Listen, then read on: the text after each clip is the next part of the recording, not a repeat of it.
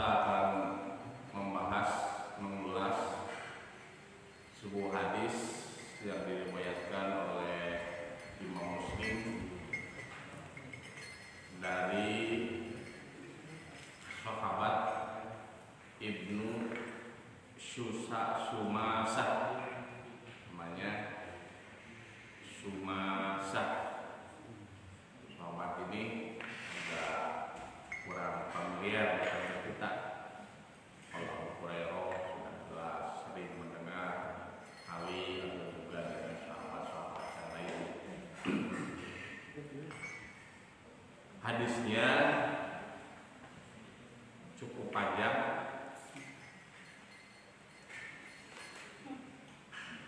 Adapun redaksinya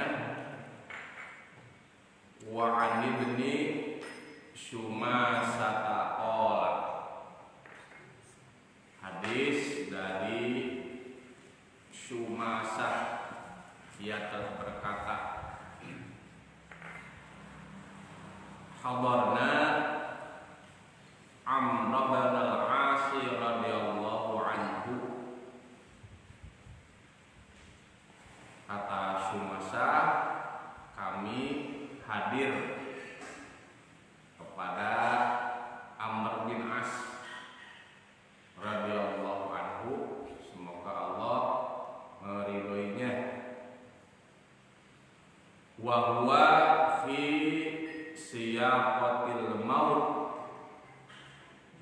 ketika Amr bin As itu dalam posisi hampir menjelang kematian atau kewafatan. Jadi nalika menuju sakaratul maut, kami hadir mendatangi Amr bin As, kata Sumasah itu. Fabaka qawilan, kemudian Amr bin As itu dia menangis tawilan. Tawilan itu kalau bahasanya panjang, jadi menangisnya itu terseduh-seduh. Lila kalau cek sudah mana ngading diut, ngading diut terseduh-seduh. Wa hawwala wajhahu ilal jidari, dan dia menghadap ke tembok. Jadi merenang cerik dulu yang harapan karena tembok. Ya tadi disebut alasan kunaon yang harapan tembok mah. Jadi nukangan anu hadir di waktu harita, termasuk dengan Abi Sumasah. Faja'ala banuhu yaqulu, kemudian anaknya itu dia berkata, nanya, anaknya Amr bin As, dia nanya kepada Amr bin As, dia sedang menangis terseduh-seduh, kemudian dia menghadap ke kiblat jidat, tembok mukangan yang harus. Kata anaknya itu, ya abadahu ama basyaraka Rasulullah sallallahu alaihi wasallam bikada. Wahai ayah, bukankah Rasulullah sallallahu alaihi wasallam sudah memberikan kabar gembira kepadamu demikian? Kata si anaknya. Dalam bahasa kita ini mungkin, kenapa wahai ayah engkau menangis seperti itu, padahal Allah sudah memberikan kabar gembira kepadamu begitu. Berarti ini kabar gembiranya kabar gembira yang bagus. Rasul sudah memberi informasi kepada Amr bin As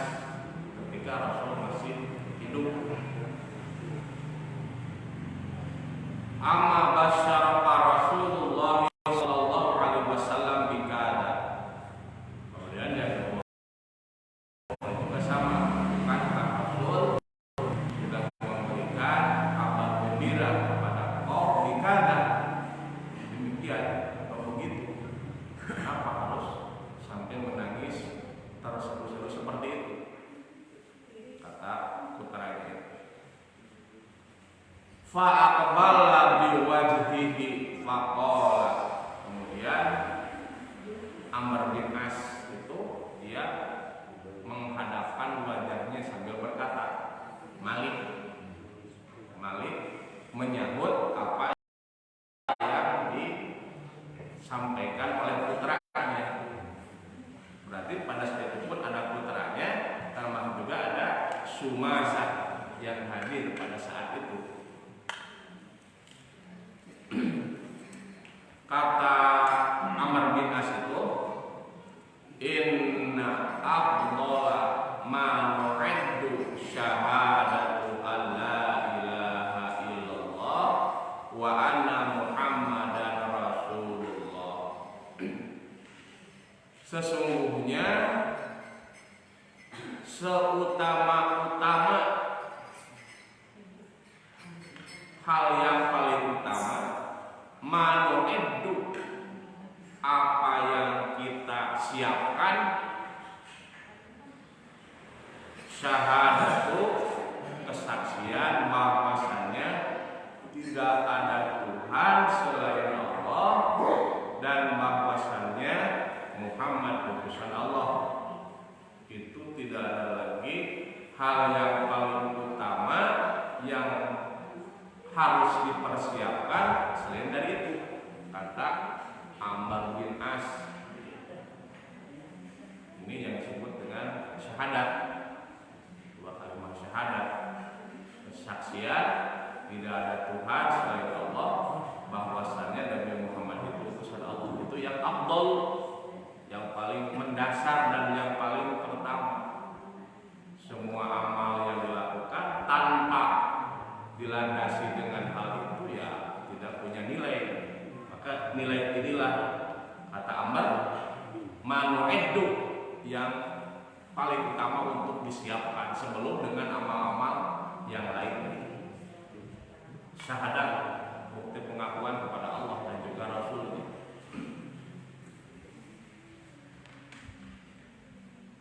Kemudian kata Amr bin As, ini qad kuntu ala salasati asbakin. Sesungguhnya aku ini pernah melewati 3 asbak. Asbak itu kalau arti asalnya itu tingkatan. Kalau kita mungkin dimaknanya adalah sebagai dengan arti 3 tahap kehidupan yang dialami oleh Amr bin As. Kata dia, apa? Laqad ra'aituni wa ma ahadun asaddu ba'dan li Rasulillah sallallahu alaihi wasallam ini. Sungguh tidak ada seorang pun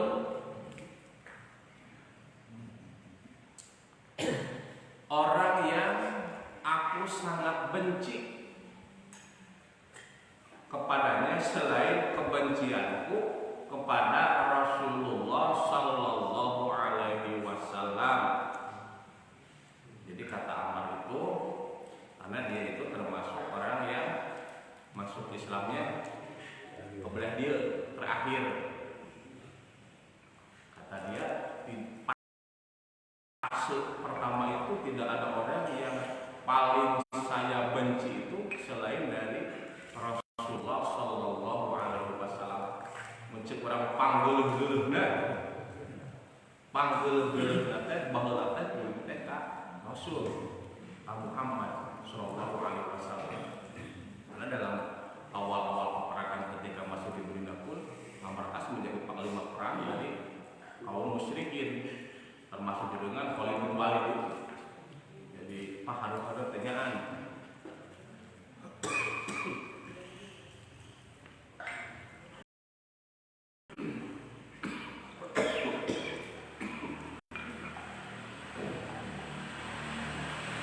An akuna qadistam taktu minhu faqataltuhu walau mittun ala dalika al-hal lakuntu min ahlin nar. Dan sungguh aku sangat menginginkan pada saat itu untuk membunuh terhadap Rasul. Kalau memungkinkan pada saat itu, maka aku termasuk orang yang ingin membunuh terhadap Rasul Muhammad. Dan kalaulah ketika itu saya mati, maka saya termasuk lakuntu min ahli nari, termasuknya yaitu jadi penghuni neraka.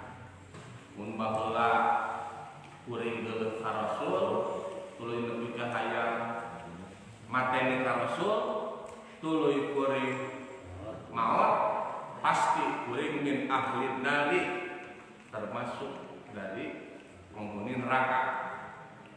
Kata Amar itu hiji. Jadi pada saat itu ngabejakeun apa yang ada di dalam hati Amr bin As. Biasanya orang itu kan ketika hampir mendekati terhadap ajalnya itu, maka dia biasa banyak berbicara tentang masa lalu yang dia pernah lakukan. Itu level sahabat. Biasanya orang itu kan ketika usia sudah senja, kemudian sudah menjelang akhir dari kehidupan, itu lebih banyak untuk melakukan introspeksi diri. Ini suatu yang sifatnya ya manusiawi. Jadi lamun jarak semakin mendekat. Padahal kita tahu bagaimana bukan garang yang mungkin ya kepiawaian Amr bin As itu ketika dia masih hidup, ketika menjadi panglima. Kemudian juga kita tahu dalam sejarah ketika peristiwa tahkim itu, perdamaian antara Ali dengan Muawiyah itu dengan proses arbitrase tahkim itu. Begitu piawai dan garangnya yang namanya Amr bin As. Dan ketika peristiwa tahkim itu agak sedikit melebar, itu yang menang adalah Amr bin As. Abu Musa dari pihak Ali, kemudian Amr bin As dari pihak Muawiyah bin Abi Sufyan.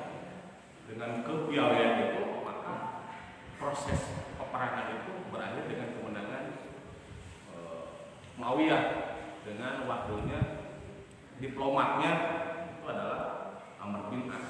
Maka nanti kemudian berdiri dinasti Daulah Umayyah itu 91 tahun panjang kisahnya. Tapi ketika saat Amr bin As itu dia menjelang dari kematiannya, maka dia menyampaikan sesuatu yang dia pernah alami sebelumnya. Falamma ja'alallahu al-Islam, dan yang kedua itu falamma ja'alallahu al-Islam fi qalbi, Allah menjadikan Islam fi qalbi, pada hatiku. Tanu kadua mah Allah ya, kemudian aku sebagai penganut ajaran Islam fi qalbi, pada hatiku. Jadikan orang yang mendapatkan hidayah dari Allah. Dan tidak semua orang yang berinteraksi dengan Rasul itu, baik itu yang memusuhi dari Allah itu kemudian masuk Islam, tidak juga. Abu Lahab, Abu Jahal, itu termasuk orang yang berhadapan dengan Rasul tapi tidak mendapatkan hidayah. Ya, Abu Jahal kan tahu, Abu Lahab juga tahu, itu berhadapan. Tapi juga ada orang-orang berhadapan dengan Rasul kemudian dia masuk Islam. Ada Khalid bin Walid, termasuk juga dengan Amr bin As. Artinya bahwa yang namanya hidayah itu kan berarti mahal. Hidayah itu adalah sesuatu yang sangat mahal. Petunjuk dari Allah itu ya sangat mahal sekali. Ketika orang sudah mendapatkan hidayah dari Allah, maka secara otomatis itu adalah dia sudah ridho Allah sebagai pengaturnya. Orang itu sudah ridho. Ketika orang sudah ridho diatur dengan ketentuan Allah ya akan berbagi.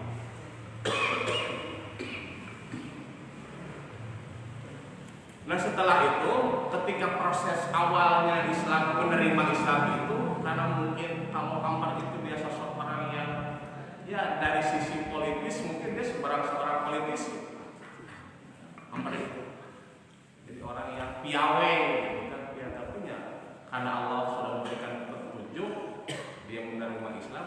Tapi proses penerimaan Islam itu kita lihat pada hadis berikutnya. Ataitun Nabiyya sallallahu alaihi wasallam fakul.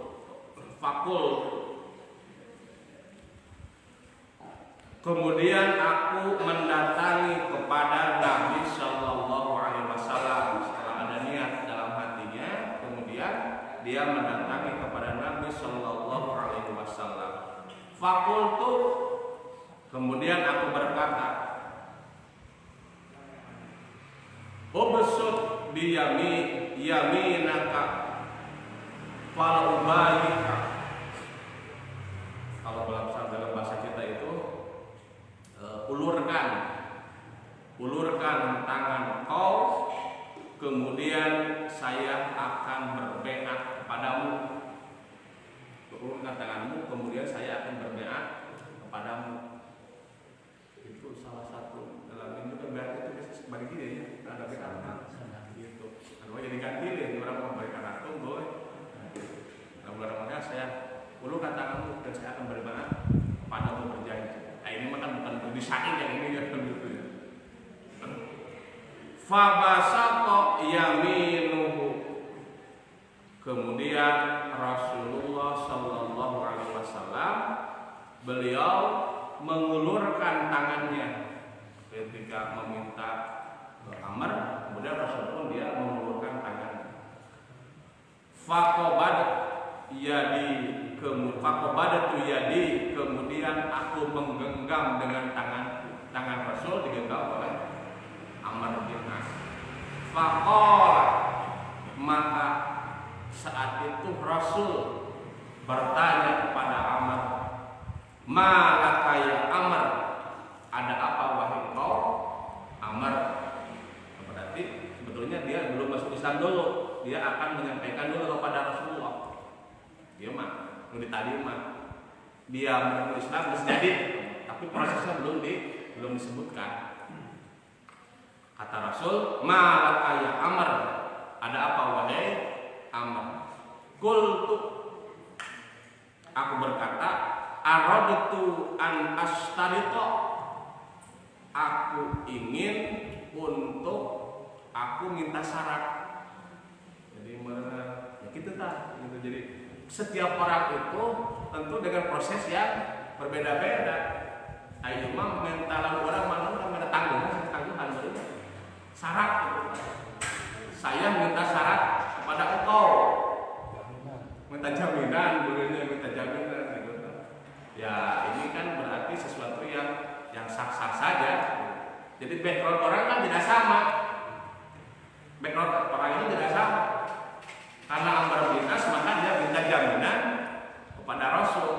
Ada juga kan orang yang dia datang kepada Rasul kemudian menerimanya Rasul ya dengan proses yang gampang. Rasul saya Islam, untuk minta jaminan yang lain-lain ini mah beda lagi. Levelnya baru levelnya teh. Wah ini kan level orang yang luar biasa. Maka aradtu an astarita, saya minta jaminan. Oh kata Rasul, tastaritu mana? Syarat apa yang kau inginkan? Tastaritu hal. Kau syaratnya apa? Tapi kau pakai syarat segala. Yang Rasul tadi carikan mana yang mau kau hayal tapi kudu merek syarat. Rasul biarkan saja. Ini kan tipikal orang yang dihadap Rasul itu ya bermacam-macam. Dari model level siapa? Bilal mungkin ya. Bila itu kan levelnya apa?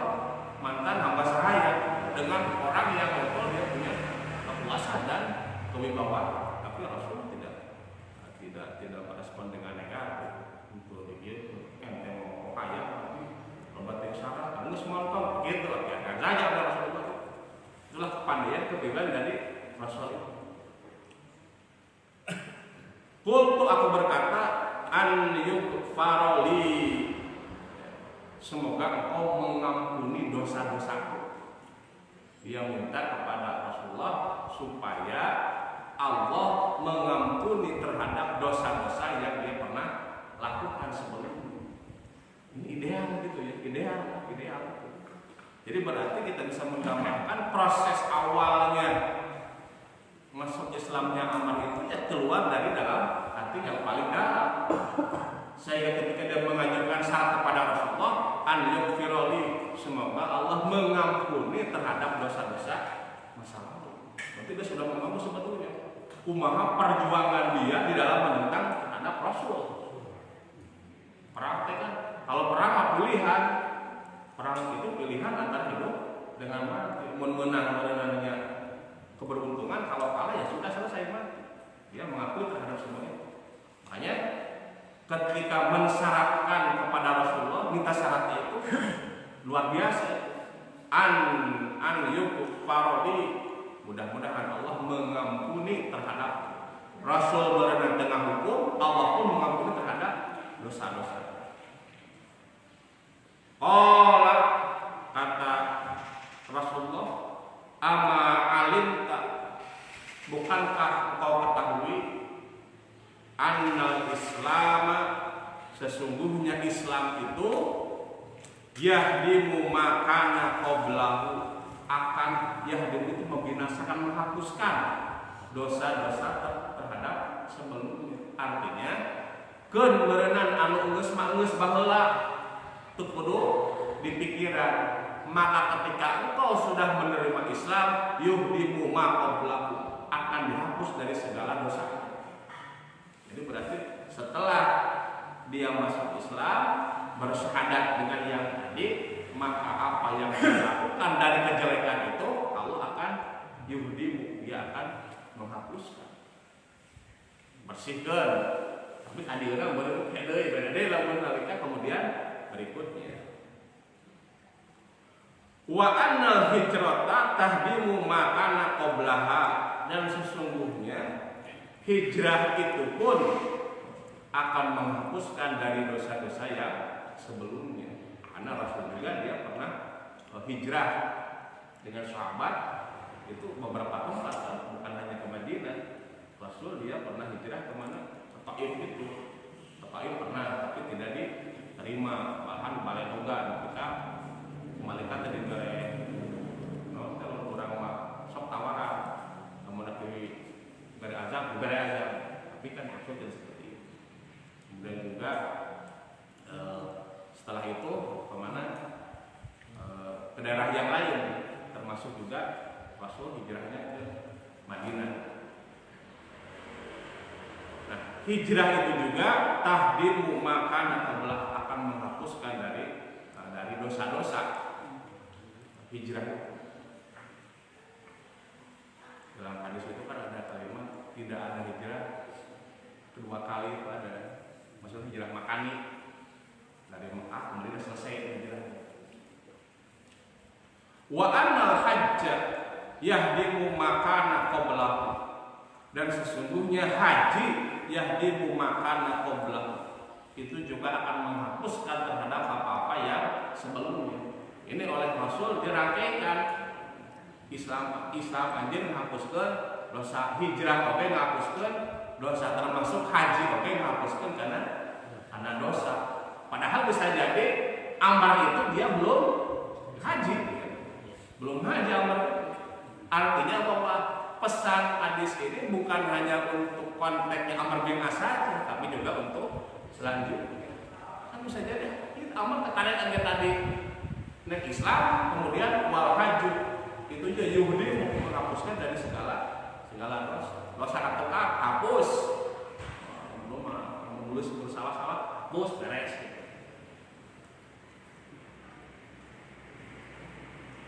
Nah kemudian berikutnya wa makana ahadun ahabba ilayya min Rasulillah sallallahu alaihi wasallam. Ini kata Ammar bin As, dan tidak ada seorang pun yang lebih aku cintai selain dari kecintaanku kepada Rasulullah sallallahu alaihi wasallam. Wala ajalla fi aini minhu wa makanat atiku anna amla aini minhu ijlalan. Dan tidak ada yang orang yang paling mulia selain dari Rasulullah sallallahu alaihi wasallam. Seandainya kemudian aku ditanya bagaimana mengenai sifat Rasulullah, maka saya tidak bisa menjawab saking karena saya tidak pernah mampu melihat kembali menatap wajah Rasul saking agungnya. Jadi lamun orang saking ajrina ka Rasulullah, kemudian dia teu wani pateu teu pilih ka Rasulullah. Saking apanya? Saking ajrina ka Rasulullah. Itu kata dia.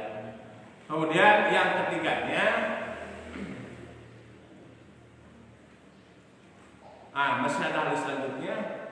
Walau mitu ala tilkal hali la raja'tu an akuna min ahlil jannah. Nah, kalaupun saya tadi sudah menyampaikan kepada Rasulullah, saya Islam, kemudian mohon untuk dihapuskan dari segala dosanya. Kalaulah aku mati pada saat itu, setelah itu la raja'tu an akuna min ahlil jannah, maka aku berharap termasuk jadi ahli surga. Berarti kalau begitu setelah itu Amr bin As sendiri setelah proses berikutnya itu orang teh kumaha meureuna. Itu kan mawas diri. Ya, orang asup surga atau nanti bagaimana? Jadi sehingga kemudian dia interogasi diri menyampaikan kepada Rasul. Mun bakal terima tambah kuis termasuk ahli surga. Kata Amr bin As. Nah, kemudian yang ketiganya thumma ulina asya'a ma adri ma hali fiha. Kemudian aku diberikan beberapa jabatan yang aku sendiri tidak mengetahui terhadap diri. Karena peran dari Amr pasca kemenangan melawan Ali itu dia mendapatkan jabatan jadi gubernur dan sebagainya. Sehingga dia itu orang loba narima jabatan, tapi kuring suara lagi teu sadar kumaha bisa menang loba jabatan. Dia mengetahui kata Amr bin As. Fa idza ana mitu, nah ini mah berikutnya lagi. Orang jabatan yang loba teuing, itu loba jabatan. Nah benar ada pinteuna jabatan digunakan yang dimiliki oleh dia. Kemudian kata dia, nah ini mah nyambung dengan yang tadi ketika bicara mengenai sakaratul mautnya itu. Fa idza ana mitu, dia berpesan, maka apabila saya mitu meninggal, memang mulai tadi ada timir, maka apabila saya mitu, fala tashabni naihah wala narun, maka janganlah engkau menyertaiku, menemaniku naihah dengan naihah itu ratapan. Di dalam cek urang mah ulah di aceng cerikat teh teh lain dicek cerikan teu meunang ceurik diratapi naihah, ulah jangan engkau meratapinya. Meratapi itu termasuk yang dilarang, niyahan termasuk yang dilarang. Karena ada beberapa juga ada kongkon ya, dikongkon. Ada seseorang yang meninggal kemudian dikongkon, dipesan supaya melakukan niyahan itu, mencurikan. Rasul kata Amr bin As, seandainya aku mati, jangan engkau menyertaiku dengan niat itu, meratapi yang berlebihan. Bukan tidak boleh menangis kan termasuk yang sifatnya manusiawi, yang tidak boleh sampai meratap. Aduh, kumaha lamun eueuh bapak kuring teh geus meureunana. Nah, itu kan berarti sudah ada aspek musyriknya itu. Emangnya kumaha gitu. Kan mungkin orang yang tidak benar seperti itu. Belum ada bapak mau kuring teh kumaha, teh kumaha lamun anak teh kalau anak jararawa kumaha itu modelnya. Itu kan mungkin usia-usia yang sudah lanjut usia itu akan berpikir seperti itu. Lu kemarin kumaha. Berarti itu kan ada sifat-sifat syiriknya itu sudah meniatkan terhadap Allah. Padahal Allah lah yang mengatur. Yang ulah ketika sampai kemudian menghilangkan seperti itu. Niat itu meratakan juga seperti itu. Malah yang lebih ekstrim sampai kemudian merusak terhadap fisik atau juga melakukan hal-hal yang lain yang tidak boleh. Ya, walanar dan tidak menyertaiku dengan api. Api teh. Jadi kalau perukuyan benernya. Jadi nyasares. Baheula mah aya teh Pak. Lupa orang lain mah aya di kota benernya. Di lepur masih kena aya teh. Begitu si mayat itu diantarkan, kemudian bari bawa parukuyan terus parukuyan. Nah, di padang naon teh jiga di taneuh teh geuningan. Gitu. Jadi hareup di dieu teh radana kemudian dihareupeun bawa parukuyan dan itu menyan geuningan. Nah, kalau diganti, misalnya berganti lah tahu boleh atau parukuyan, cempor soalnya, kenapa? Yang itu kan walanar juga sama, jangan mengikuti terhadap itu. Burkan.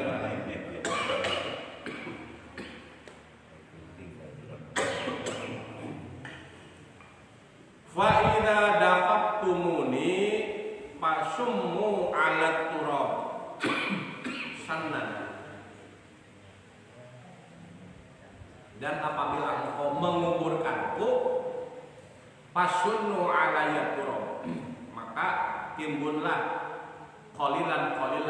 Jadi summu itu artinya subuhu qalilan. Timbunlah sedikit-sedikit aturab dengan tanah. Lu urang mah naon teh di kurungan ku taneuh saeutik. Makanya itu juga kan begitu. Itulah burulu gitu Pak. Jadi turunkeun tanah subur sana dan koilan sedikit demi sedikit. Dijajakan Oh, diinjak mah bisi cenah padat pada namanya. Cenah padat bisi ke di kueran anjing berarti di parape subuh. Tapi yang ini hadis yang berikutnya saya belum bisa menjawab karena ada begini. Summa aqimu haula qabri. Kemudian berdirilah kamu sekalian. Permintaan ini Mbak ya. Permintaan dari Amr bin As. Tapi bukan amaliyah dari Rasul. Kata Amr itu summa aqimu haula qabri. Kemudian berdirilah kamu sekalian haula qabri, di sekitar kuburan. Qadra ma tunharu hazunun wa yuksamu lahmuka. Kira-kira seukuran tukang jaga mencit kana ingon-ingona nepi ka dibagikeunana. Ari lamun mencit otak mencit coma dimimiti mencit tukang jaga nepi ka dibagikeunana sabaraha menit sabaraha jam?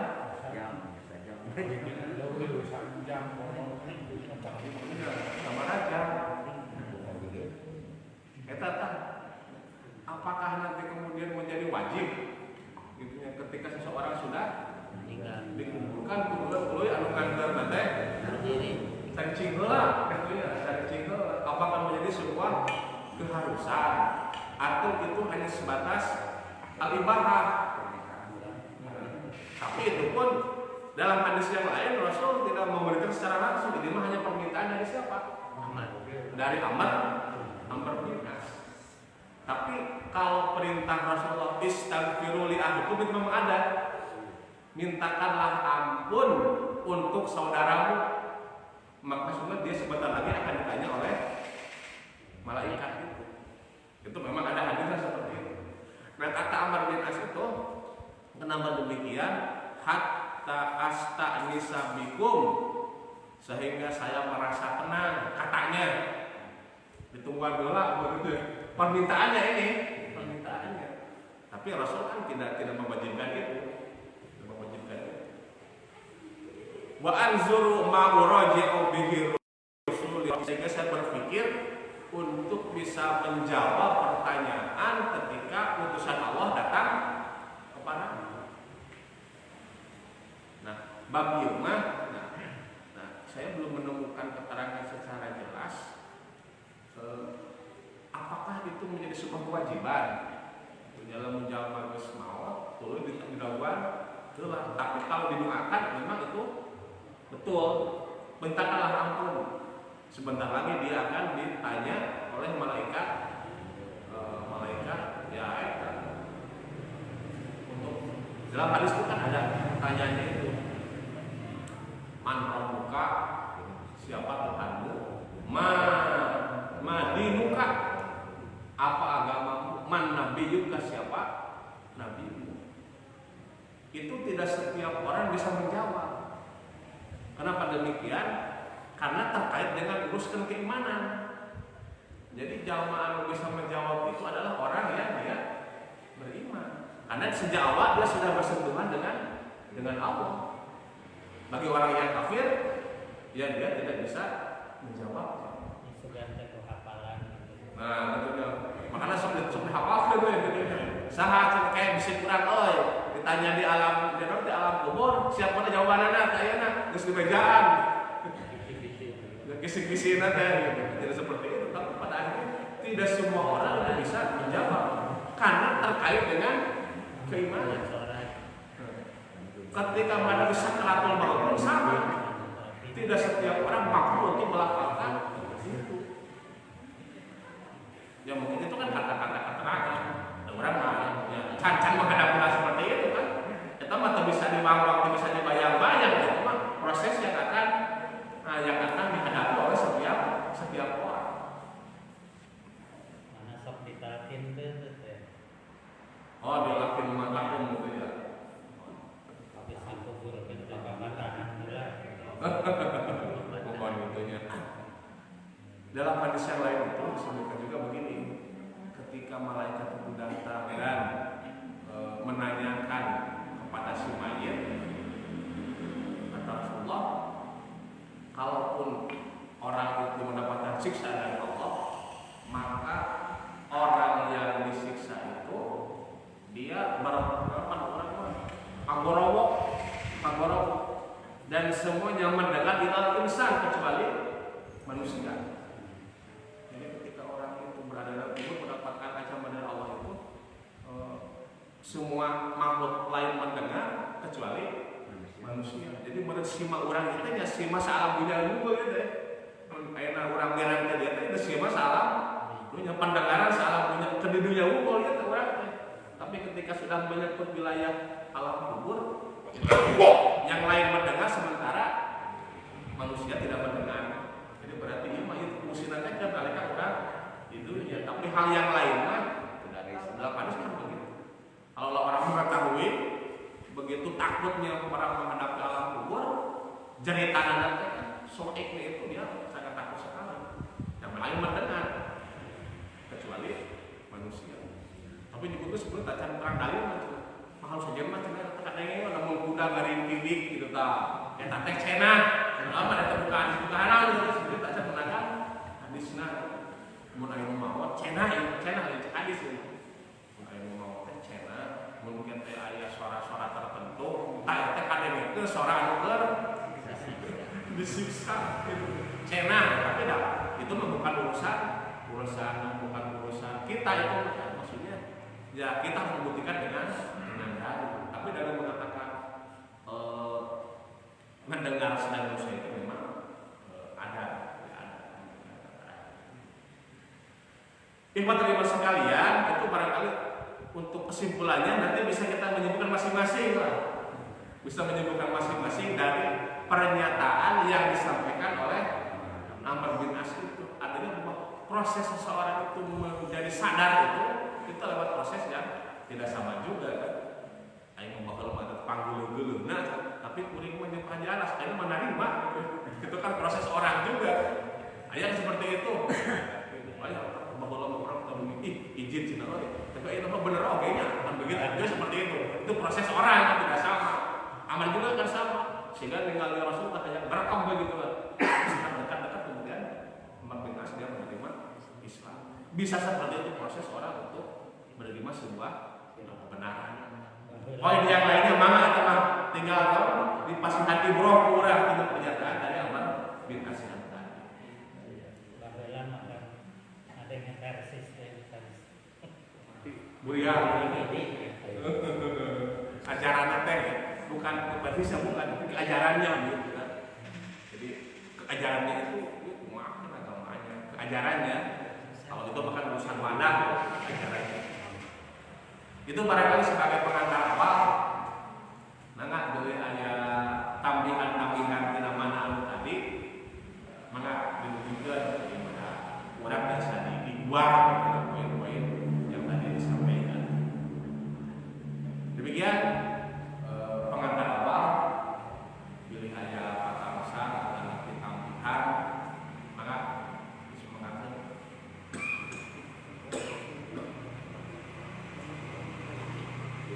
Yang saya simpulkan dari hadis ini yang paling utama itu adalah kesaksian kita terhadap Allah sebagai pencipta dan Muhammad adalah sebagai utusan Allah.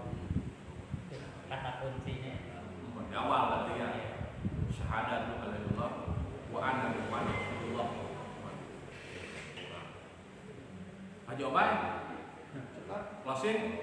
Cekap. Ustaz, Enggak. bukan apakah hadis ini berlaku bagi orang yang tadinya suka bid'ah,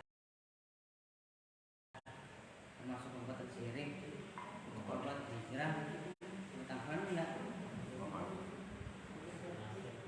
Kalau yang tadi itu kan umum, apapun kesalahannya, kalau dia sudah bertobat Allah akan ya, selesai dengan itu. Bid'ah itu lebih syirik daripada syirik. Semacam bid'ah syirik itu kan, kenapa misalkan syirik itu dosa itu tidak ampuni, berbeda dengan kejahatan yang lain? Karena bisa jadi ketika orang melakukan syirik itu dia merasa bukan syirik tapi ibadah. Eta nasihatnya. Ketika orang itu melakukan sebuah kebid'ahan tidak merasa perbuatan bid'ah tapi merasa tak begitu masa tobatnya. Jalan tukang gelut, jalan tukang main, jalan tukang lacur, tukang mabok mengakui itu perbuatan yang tidak baik. Kemungkinan orang ada ingin tobat. Tapi lamun ngerasa ibadah pada hal yang ibadah kayak kira tobat kan? Kayak ibadah teh ya gitu. Gitu bedanya. Terus pastinya semua kesalahan yang kita lakukan kalau dengan itu kita benar-benar tobat ya kita Allah akan mengampuni. Cekap kali kan? Aqulu qawli hadza wa astaghfirullaha li wa lakum. Rabbana atina fid dunya hasanah wa fil akhirati